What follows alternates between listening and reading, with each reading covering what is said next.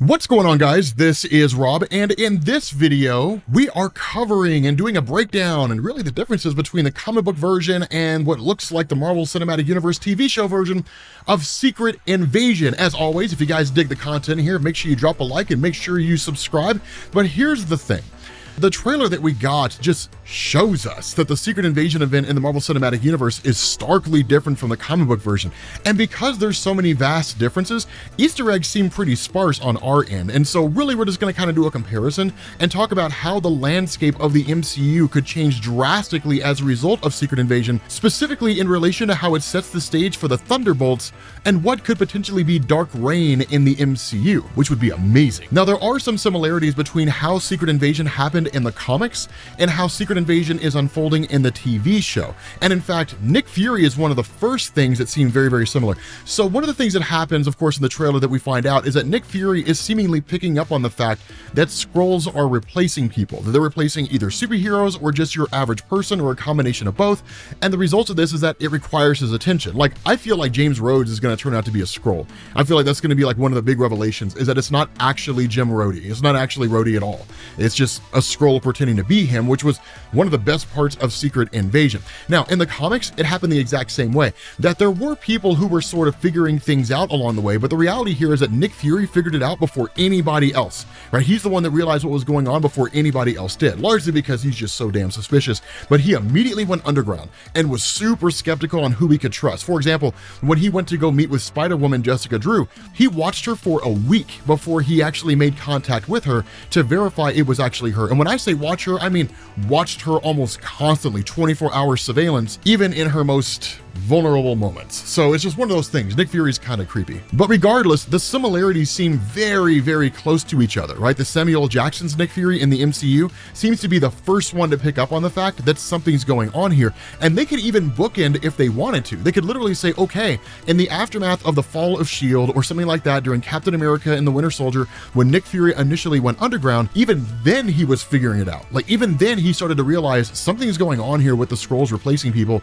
Something's taking place. Now, of course, the question has to be asked, if the Skrulls were always guys that allied themselves with humanity in the MCU, why would they suddenly turn against the human race and basically start replacing us? We'll answer that here in a second, because I think I know exactly why it is that they're doing that. Now, another possibility here that people are discussing, and I don't really know exactly how we connect these dots, is that because James Rhodes is being featured so heavily in Secret Invasion, that while I do think it'll be revealed he is a Skrull, I think what's also going to happen is this could potentially springboard into Armor Wars. And that's one of the things to know, is that the Marvel Cinematic Universe is taking stories as we know them from the comics, shifting them around a little bit, and then sending them out to us, or they're shifting them around a lot a bit. But the thing about this is that in the original Armor Wars story, that Tony Stark's knowledge, or at least his plans for the Iron Man suits, that was basically stolen, and it was just handed out. It was given out to various villains or people who bought them or whatever, but essentially all these just major players in the villain landscape suddenly had their own Iron Man suits based on the technological plans for the Iron Man suits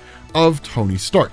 And so it could easily be one of these things where, by whatever manner and whatever means, this does springboard into Armor Wars, because it basically leads to the information of how it is that Tony Stark's Iron Man suits work, which are largely kept under lock and key, are basically handed out. Now, this could also provide a kind of motivation for James Rhodes during Armor Wars, because if he looks at that information of Tony Stark's suits basically being leaked out into the world, if it really was a Skrull that duplicated him and it was a Skrull who did it, likely the Skrull incapacitated James Rhodes. So he would see it as his fault, and he would see it as, this is a mess that I have to clean up.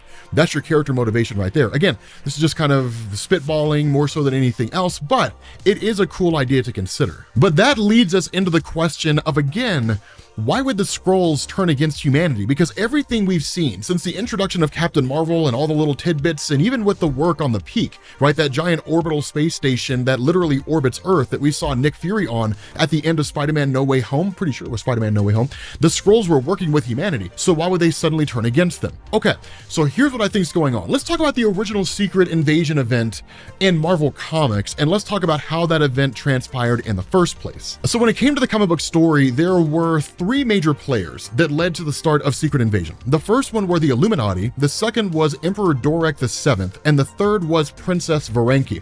Now, what had happened over the course of Marvel Comics is you had a conflict called the Kree-Skrull War, which is exactly what it sounds like, the Kree and the Skrull who have been waging war against each other for millions of years.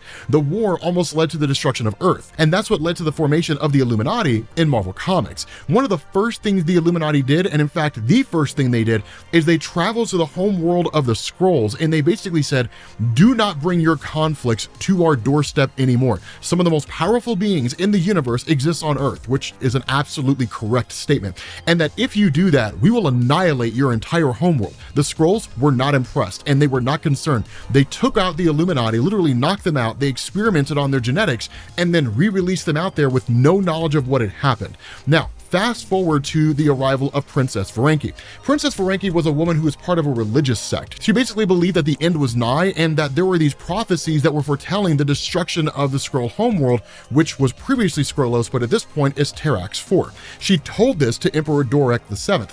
Emperor Dorek did not want to believe it. He did not believe that any of this stuff was true. He didn't want to see his empire destroyed, but it was also because he was corrupt. And so when Princess Varenki said, like, there are prophecies that a world eater is coming along with a wave, you need to listen to this, prepare our people, we have to leave our homeworld, that ultimately she was exiled to a desert world. Now, all these prophecies came true. Then what Marvel had was a story called Annihilation, where basically a guy from another reality named Annihilus ended up invading the main Marvel universe and tried to destroy everybody. But his forces were referred to as the Annihilation Wave, hence the first part of that prophecy. The second thing that happened is that the World Eater was Galactus, who showed up to their homeworld and consumed it, and basically everybody died. The reason why is because in the aftermath of the Annihilation event, what forces the Skrulls did have had almost been completely and totally annihilated by the Annihilation Wave. So they were literally running on what was basically a skeleton crew as far as their military might went. And even then, they never would have had the ability to take out Galactus. So basically, Emperor Dorek and all those guys were destroyed.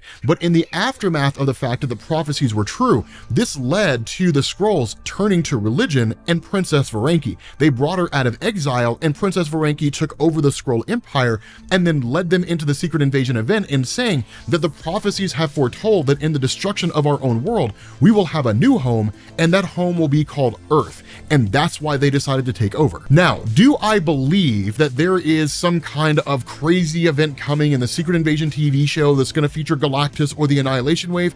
No. But what I do know is that in times of desperation, people believe what they want to believe. And what I imagine has probably been transpiring here, if only under the current when it came to the Skrull race, is that in the Marvel Cinematic Universe, the Skrull homeworld was not destroyed by Galactus, it was destroyed by the Kree. And what that did is it left their people scattered and leaderless. They literally just kind of took over, just traveled all over the place. Hence the reason why they were just appearing as human beings on Earth, because Earth was basically a refuge planet. What you could be potentially looking at here is that Secret Invasion is the end result of a Skrull religious civil war. That on one side, you have Skrulls who follow this religious ideology handed down to them by whoever's probably leading the Secret Invasion, and in saying like Earth is our rightful place, a manifest destiny kind of thing.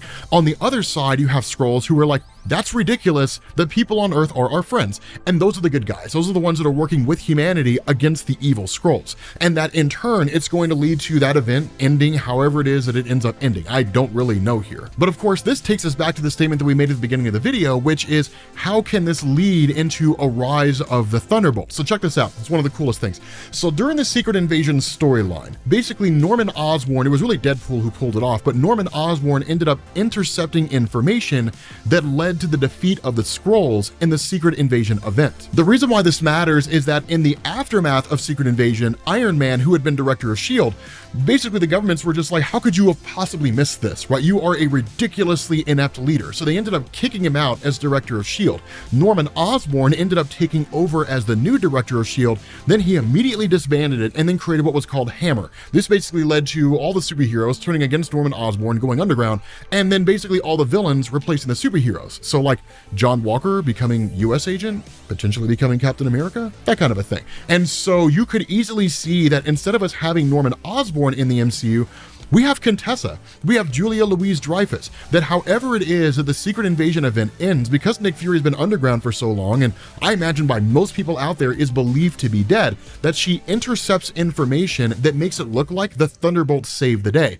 And that positions the Thunderbolts as the world's heroes, the new quote-unquote Avengers team, grants her a whole new level of power and a whole new level of access. And then she just starts positioning the Thunderbolts to become the ones that are just sort of leading the superhero show. It sounds exactly like something Contessa would do, and that sets the stage for the Thunderbolts film. It gives us the entire basis for why that movie exists in the first place. And so that takes us into answering the question why there's so much comedy in Phase 4 and just how dark things are going to get, right? We know with Phase 4, with like She-Hulk and all that kind of stuff, there's all kinds of just rip-roaring good fun. The Thor movies have been comedic. There hasn't been a whole lot of seriousness there, which I'm not overly against.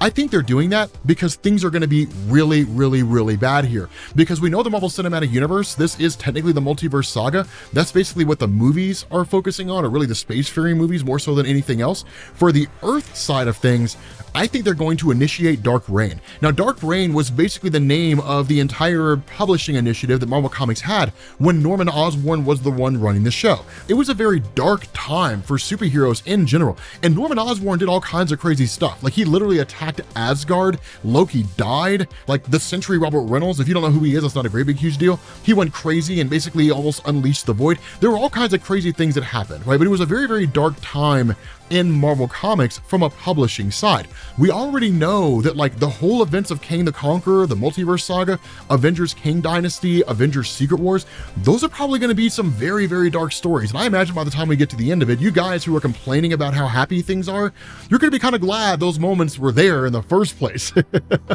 Things I think are going to get really, really bleak. But I think on Earth, it's going to be much the same way. That Contessa and the Thunderbolts are going to usher in Dark Reign. They're going to usher in an era where people are basically going to be faced with a monkey's paw, right?